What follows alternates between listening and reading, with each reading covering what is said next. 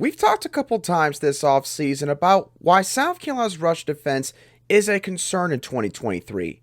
But when looking at some of the players in the back six, maybe we shouldn't be that worried. You are Locked On Gamecocks, your daily podcast on the South Carolina Gamecocks, part of the Locked On Podcast Network, your team every day. Hello, Gamecock Nation, and welcome back to the Locked On Gamecocks podcast, your show for the latest headlines and potential storylines on South Carolina Gamecock athletics. I am Andrew Lyon, the host of this podcast, and also a staff writer for Gamecocks Digest over on SI.com. Thank y'all so much for making the Locked On Gamecocks podcast your first listen or watch here today. We are free and available both wherever you get your audio podcasts daily and also on YouTube. And before we get to this Monday edition of Locked On Gamecocks, I want to let y'all know that this episode is brought to you by FanDuel Sportsbook, the official sportsbook of the Locked On Podcast Network. Make every moment more by visiting FanDuel.com/LockedOn today to get started. Y'all don't need to hear me say too much once I make this statement. South Carolina's rush defense has been a massive concern for Shane Beamer and this coaching staff since their beginnings here in Columbia. And they actually did a little bit worse statistically in 2022. Going into 2023, losing some starters, you would think that maybe there's a chance that they won't improve that much.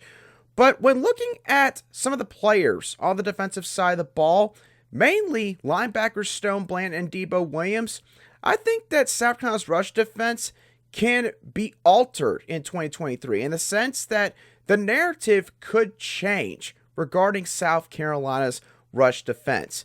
And as I mentioned, Stone, Blanton, and Debo Williams can lead the charge when it comes to that, in my opinion. Why? Well, there's a couple different reasons. Firstly, the mentality that they carry. Secondly, the continuity that they have in Clayton White's scheme. And third, the play style that both of these guys have. So let's start off with the mentality of both these guys. And of course, I got to start off with Stone Blanton here because Stone Blanton is a guy that has been commended on multiple different occasions by South Carolina's head coach Shane Beamer himself. When a head coach is doing that with one particular player on multiple different occasions, then you got to be doing something right. Stone Blanton has been described as a guy that is a first one in, last one out kind of player, and is somebody that stays in the building to get extra work in, whether it is the weight room, maybe it's the film room, and also maybe get some work in on the practice field as well. And honestly, when kind of looking at Stone Blanton as a person overall, he kind of comes off as one of those guys that has a switch that he flips once he is in between the white lines on the football field. You listen to some of the interviews and some of the pressers that Stone Blanton is involved in. He comes off as an upstanding young man. He comes off as a guy that, you just want to go out and play around a golf with. Someone that's got a lot of charisma. A guy that you just kind of want to hang out with and be buddies with. But once Stone Blanton is on the football field, he's a completely different dude. And those are the kind of guys that can really galvanize the troops, so to speak, for an entire side of the football, in this case, South Carolina's defense. And I think Stone Blanton can fulfill that role just because of the personality and the mentality that he carries with himself. Debo Williams, when looking at his mentality that he has, look, this is all you got to say about Debo Williams. This is a guy that was playing for Division II Delaware just 3 years ago, and decided to make the jump to the SEC via the transfer portal. And honestly, nobody seems to acknowledge the kind of confidence and also the kind of risk-adverse mindset that a guy's got to have to be willing to do something like this, especially in college football. This ain't college basketball. This ain't college baseball. This is college football. It's a completely different sport compared to the other two that I just mentioned. So for Debo Williams to make a move like that, you got to feel a certain way about yourself. So I don't think there really needs to be much more said about Debo Williams when it comes to the mentality that he has on the football field. Now, the second point's going to be a quick one, but it's an important one to bring up. The continuity in the system for both Debo Williams and Stone Blanton. Debo Williams is going into his third year in Clayton White's defensive scheme. Stone Blanton is going into his second year in Clayton White's defensive scheme. And I know that this is not the sexy talking point to bring up. I know that some people kind of get sick and tired of hearing the word continuity get thrown out there when it comes to football players and a certain defensive system or scheme or even offensive scheme. But y'all, it's important because Clayton White now, having Debo Williams and Stone Blanton in his system for multiple years, both of these players have had more time to digest the communication, the verbiage that goes with Clayton White's defense, to understand what it is that he wants them to do in terms of their assignments at their positions.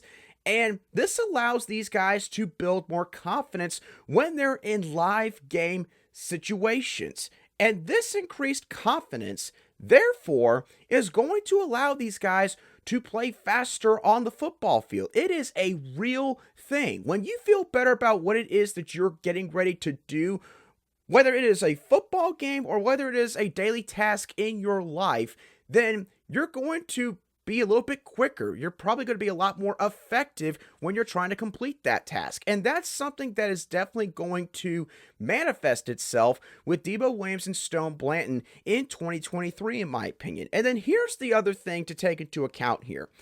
Both of these guys are very similar in terms of their on-field play style at the linebacker position. They're both downhill linebackers by nature. We'll start off with Debo Williams with this point. Williams is a linebacker that he's not exactly reckless. He has patience at the second level. However, when Debo Williams sees an opportunity, when he feels like that maybe he has reached a point where he can't wait any longer, it's just time to start running down the field, get to the quarterback or get to the running back and make the play, he is going to run like he is shot out of a cannon. Debo Williams does not get a whole lot of praise for the closing speed that he has once he makes a decision to go to a certain spot on the football field. I think the best example to go back and look at is honestly the Florida game from last fall. And I get it. Nobody wants to watch that game because of how the entirety of that contest unfolded. But if you go back and watch that game and just watch how Debo Williams played, I think it was honestly one of his best games as a Gamecock to date, and unfortunately got overshadowed by what all took place overall against the Gators that afternoon. Now, admittedly, because of the way Debo Williams does play, he is a boomer bust type of linebacker. What I mean by that is this: his aggressiveness is going to help him get multiple tackles for loss. There's going to be certain times where he's going to be able to get sacks because, again, when Debo Williams makes a decision to go, there's no second thoughts. There's no hesitation. He is gone.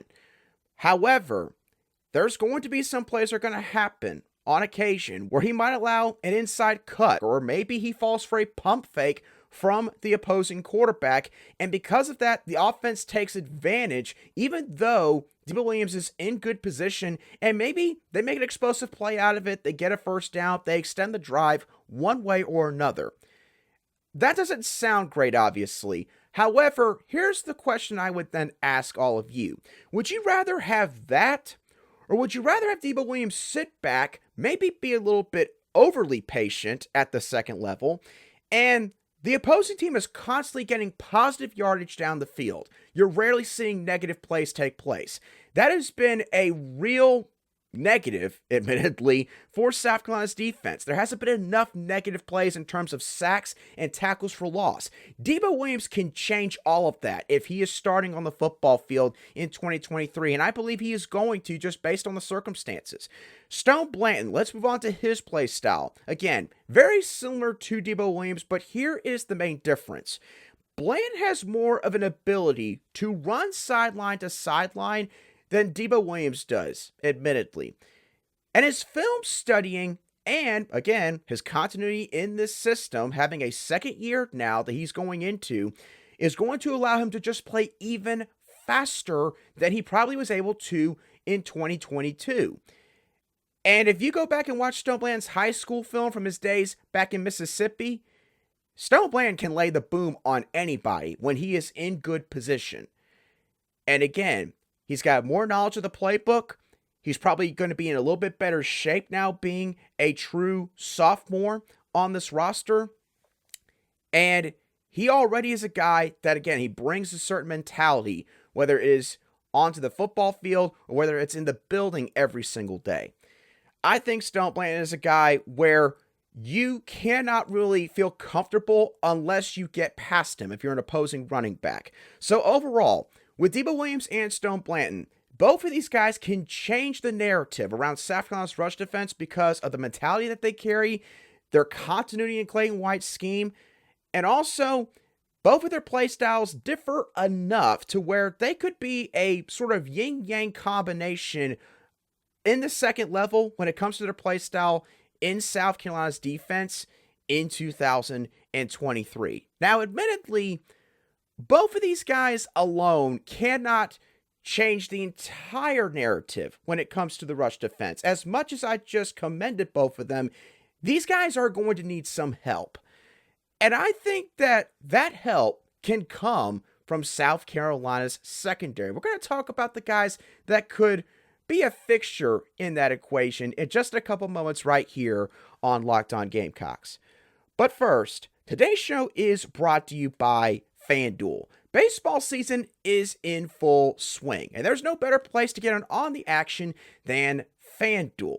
Because right now, new customers can get a no-sweat first bet up to $1,000. That's up to $1,000 back in bonus bets if your first bet doesn't win. Atlanta Braves fans, there's a lot to be excited about right now with the Braves' 6-game winning streak and the fact that I believe they got a 5-game lead over the second-place Miami Marlins in the National League East. They currently have the best odds to win the World Series according to FanDuel at plus 420. They have the second-best record in baseball with 90 games to go in the regular season. And they don't even have Max Fried or Kyle Wright in their starting rotation. Quite scary for the rest of Major League Baseball. So, if you like to put some money down on the Braves World Series odds, don't miss your chance to snack a no-sweat first bet up to $1,000 when you join FanDuel today. Just go to FanDuel.com/lockedon to sign up. FanDuel is the official betting partner of Major League Baseball.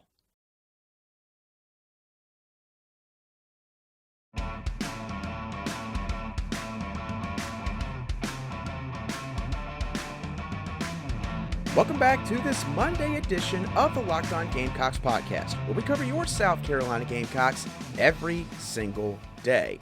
Locked On's NBA mock draft special is here, and it's bigger than ever before. Follow along the entire first round in a 6-episode ultimate mock draft experience only Locked On can deliver. All episodes are available now on Locked On NBA Big Board, on YouTube, or wherever you listen to your podcasts.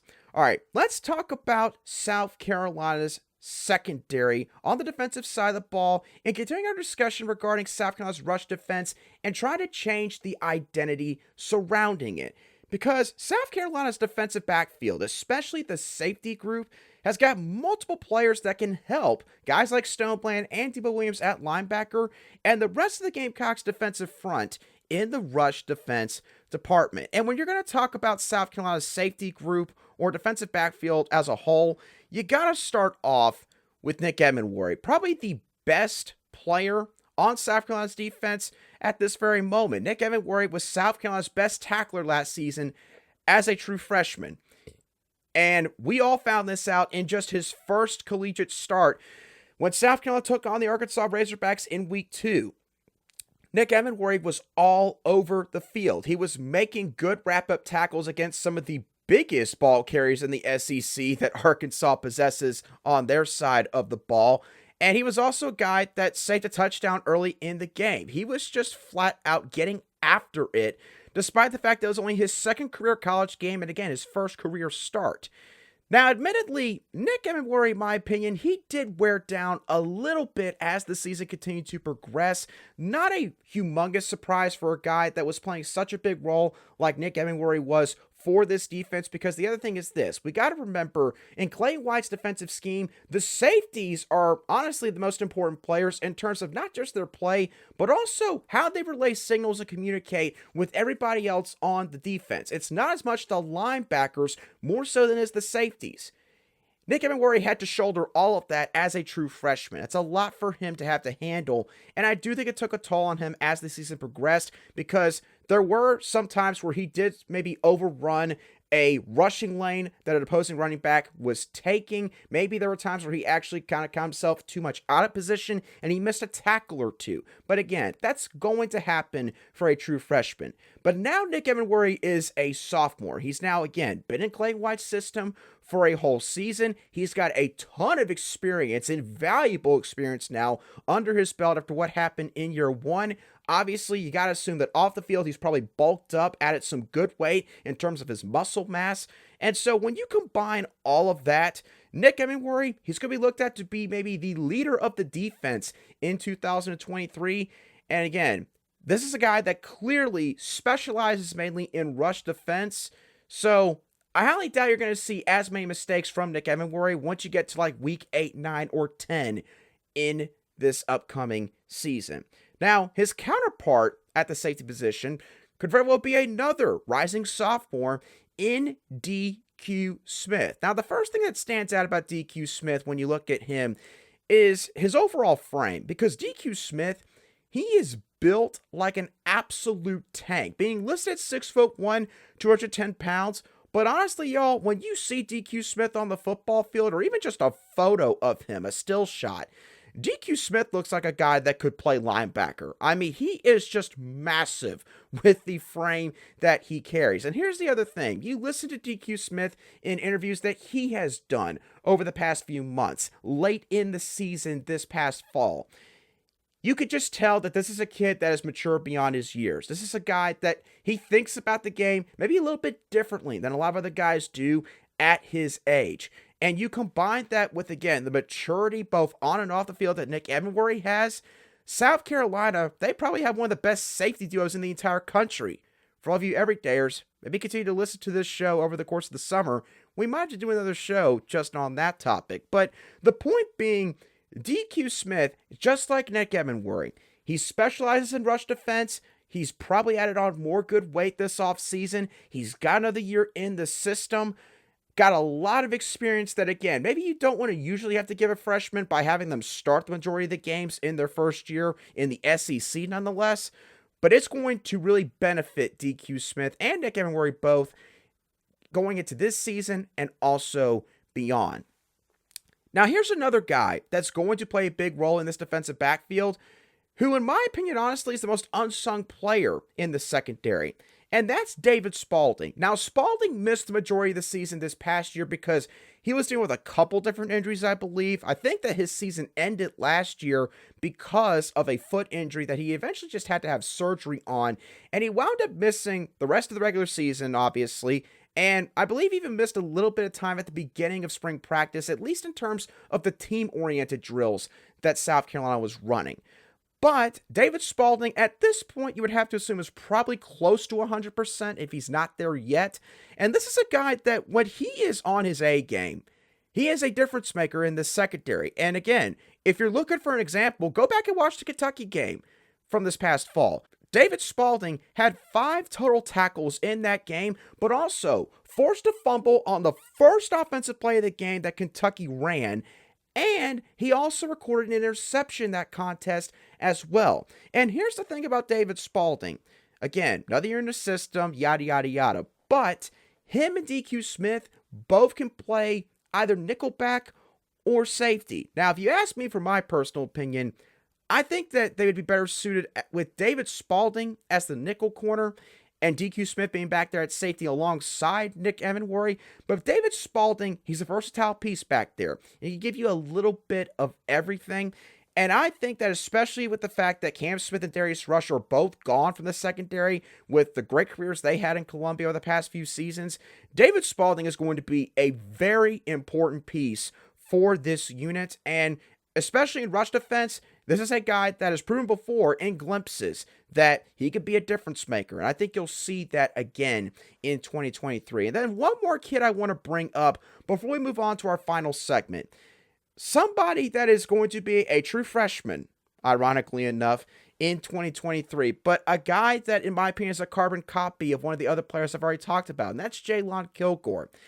Jalon Kilgore, this is a kid that South Carolina got in on pretty early in his recruitment, about a whole year before he actually signed with South Carolina. This is somebody that eventually Clemson offered, the Oklahoma Sooners offered, and I think Georgia actually at one point was at least a little bit interested in Jalon Kilgore. This is a kid that is going to be a ball player for South Carolina, and it's unfortunate that he's probably going to have to wait at least 2-3 years before fans really get to see him fully because of all the guys that are in front of him at safety.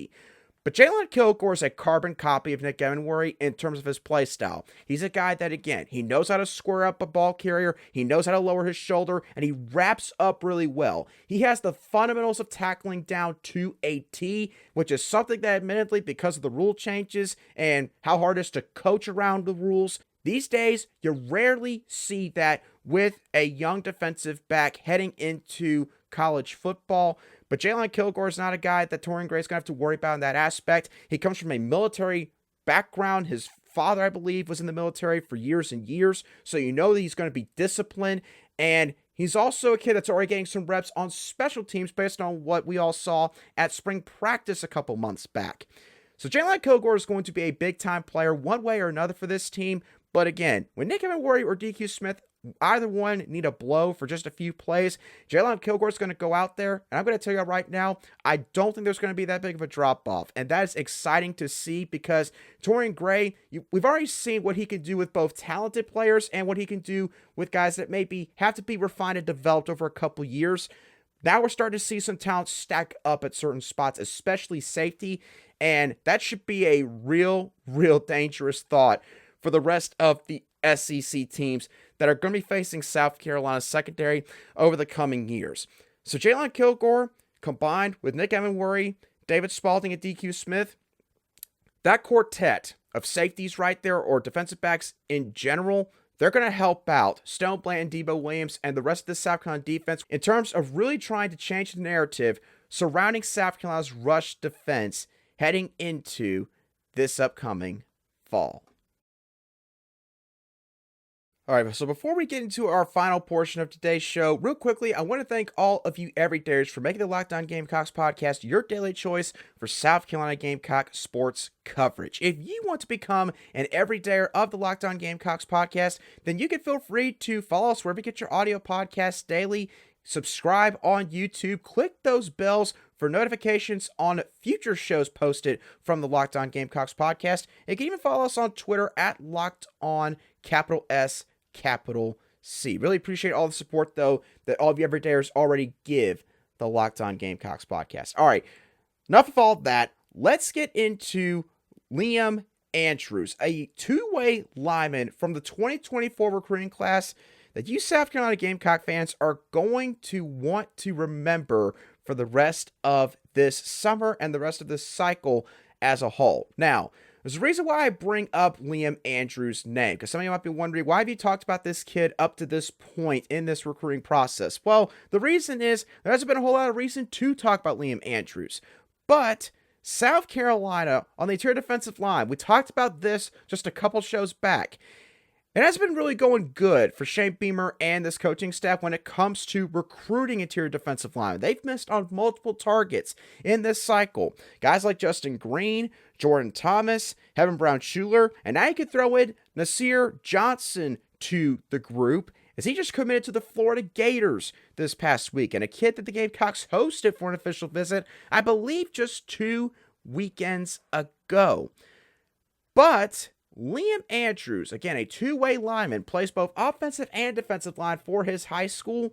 He was in Columbia for a visit this past weekend. He posted multiple photos on Instagram, posted something on Twitter, I believe, as well. Seemed to have a decent time. The Gamecock fans, of course, have been showing him a lot of love since he put all that out there on social media. Now, for South Carolina, they're recruiting him to play defensive line.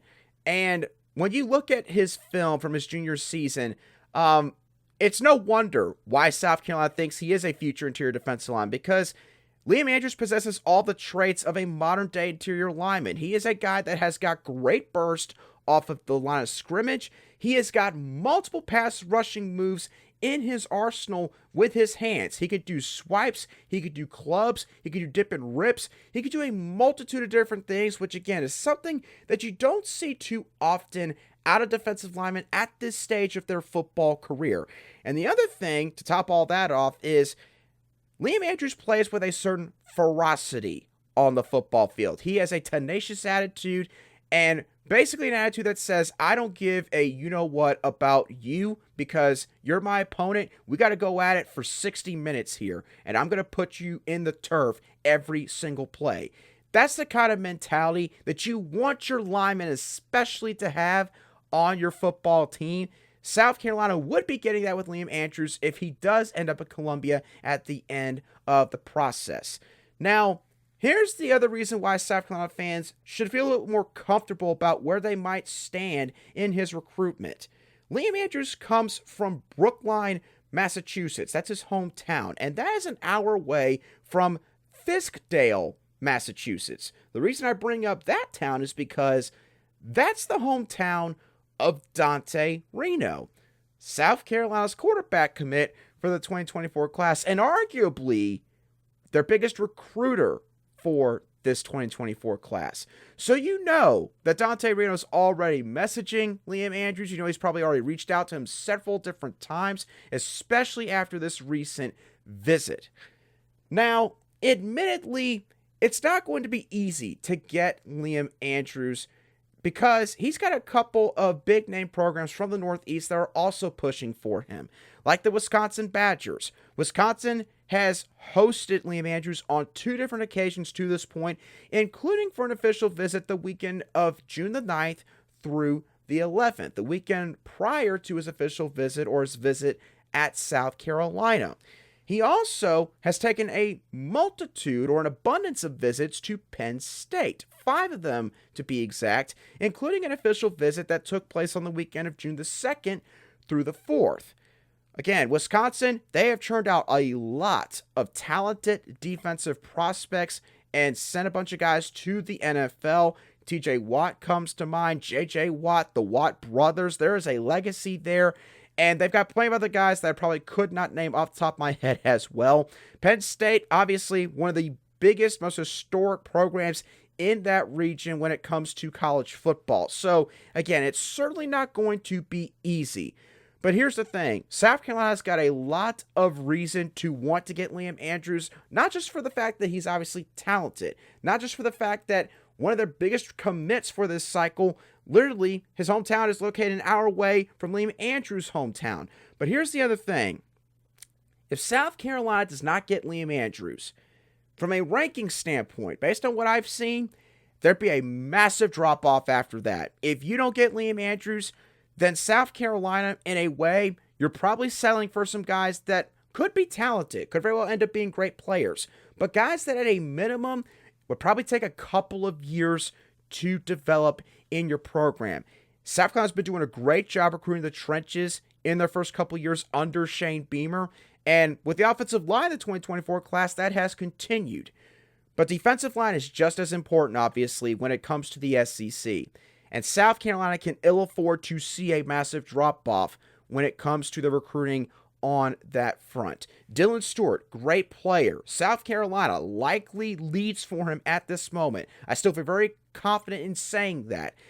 And he is going to be a good edge rusher wherever he ends up going, including South Carolina. But Dylan Stewart, he can't just be the only guy you get on the defensive line. You have to get some other guys to pair up with him.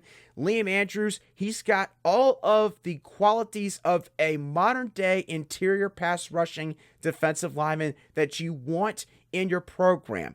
It could be a difference maker for a defensive line unit. Go and look at Georgia. See how it's made a difference for them over the past 5, 6, 7 years. So Liam Andrews, nonetheless, he is a guy to watch. He is an important name to remember for South Carolina football fans if you really like to pay attention to recruiting. Could make or break what South Carolina does on the defensive line when it comes to recruiting for the rest of this cycle, at least on the interior of the defensive line. But with that being said, y'all, that's going to do it for today's show of the Locked On Gamecocks podcast. I hope y'all thoroughly enjoyed today's show. as always, what are your thoughts on Stone, Blanton, and Debo Williams at linebacker and what they could do to help turn the tide when it comes to South Carolina's rush defense heading into this upcoming season? What are your thoughts on some of the secondary members and how they could assist both those guys in that aspect? And lastly, what do you think about Liam Andrews? Do you think that this is a guy that South Carolina needs to get in this cycle? Let me know your thoughts on all those topics down below in the comments section if you watch today's show on YouTube, or if you listen to today's show on an audio podcast app, you could shoot me a direct message on Twitter at @alion_SC, and I'll try to respond to you as quickly as I see your message. But once again, thank y'all so much for tuning in to this Monday edition of the Locked On Gamecocks podcast. I hope that y'all have a great rest of your day and a fantastic start to the work week. Oh, and one more thing, a happy belated Father's Day to all of you fathers that are part of Gamecock Nation. For my dad, John Lyon, Dad, I love you so much. Thank you for everything that you have done for me. And again, I hope that all the rest of you Gamecock fathers out there had a great Father's Day as well. I'll catch y'all on the next show of the Locked On Gamecocks podcast.